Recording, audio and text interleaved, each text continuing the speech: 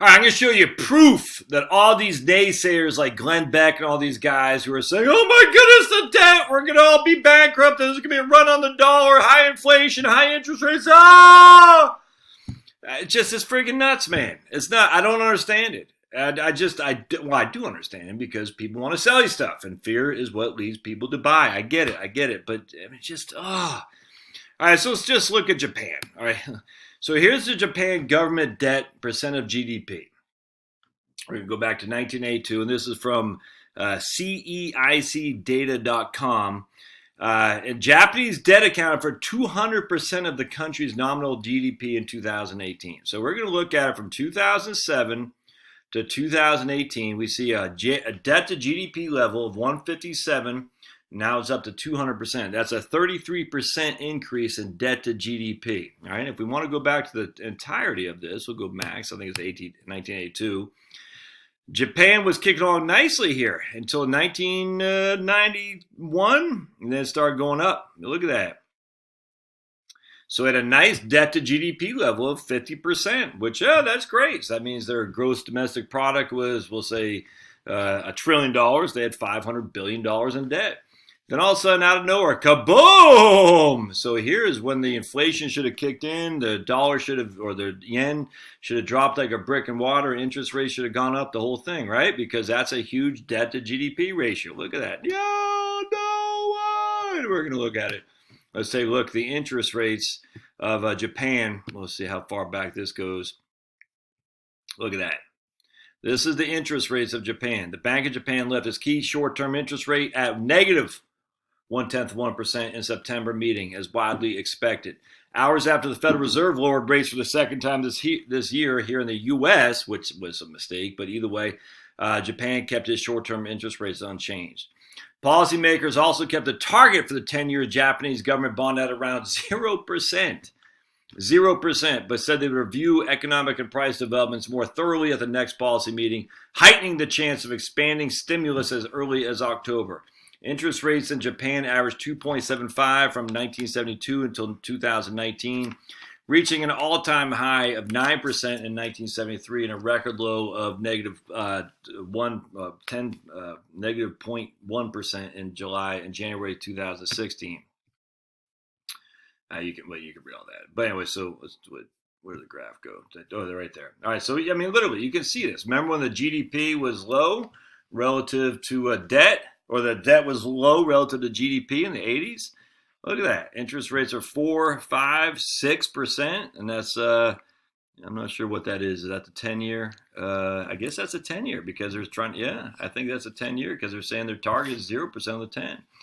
No, what is that? I don't think it's a 10-year. Short-term interest rates. Okay, negative 1%, negative 0.1%. And so there you go, the negative 0.1% right there. Rates haven't gone up, my friends, in Japan. They have not gone up. Rates have actually gone the exact opposite. So the debt has gone up right here, the debt to GDP starting in 1991. And what has the interest rates done? The interest rates done, they've gone down significantly. Interesting, huh? And so let's take a look at inflation, shall we? All right, let me pause real quick and find inflation. So here's inflation for Japan. We'll go back to max, and you can see again, inflation is basically 0%. It's okay. We got a dog out there. Papa's getting a little bit jealous.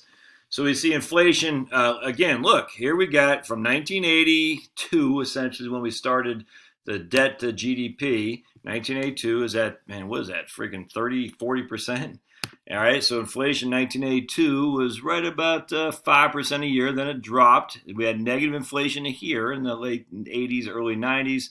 We had inflation about 4% and then just fell off a cliff.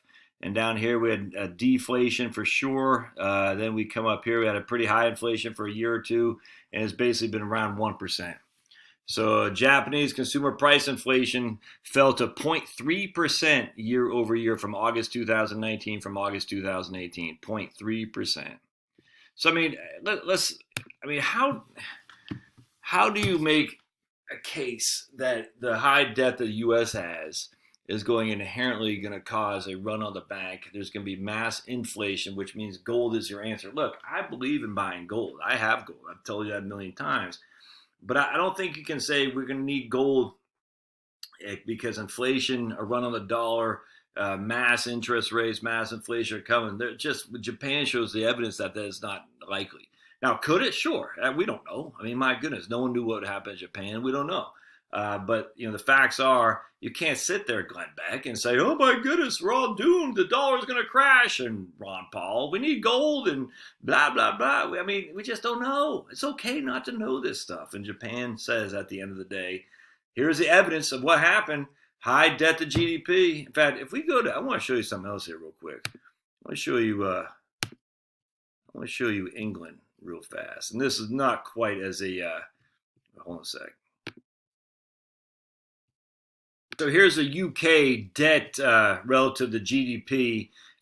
You can see percent of debt of the UK relative to GDP. You can see right here, after the war. I mean, my goodness, they had huge amounts of debt to GDP, 250%.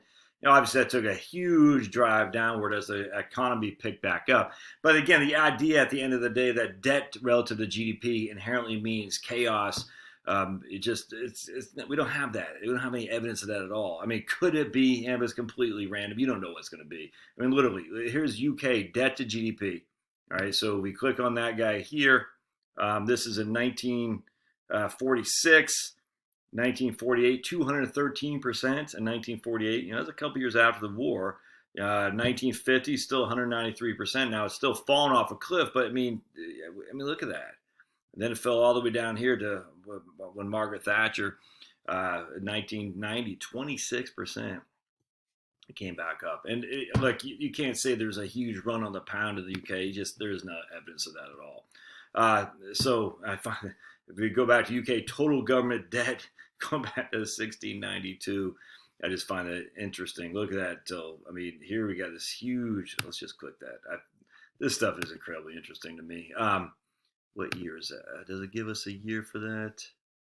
60, yeah, right there. 1914. What do you think happened there? Anyway. So don't freak out, my friends. There's too much. Just you can't freak out. You can't let the Glenn Becks of the world scare you. It's nuts. That does not mean don't have preparation and force in case something goes awry. Have some gold. Have some food storage, have some water, not because the zombies are coming or the communists are going to come take us out, but simply because the electrical grid could go down. Hurricanes, tornadoes, the whole thing. You'd be prepared for that, but not because of the calamity that's not likely to happen. I will see you.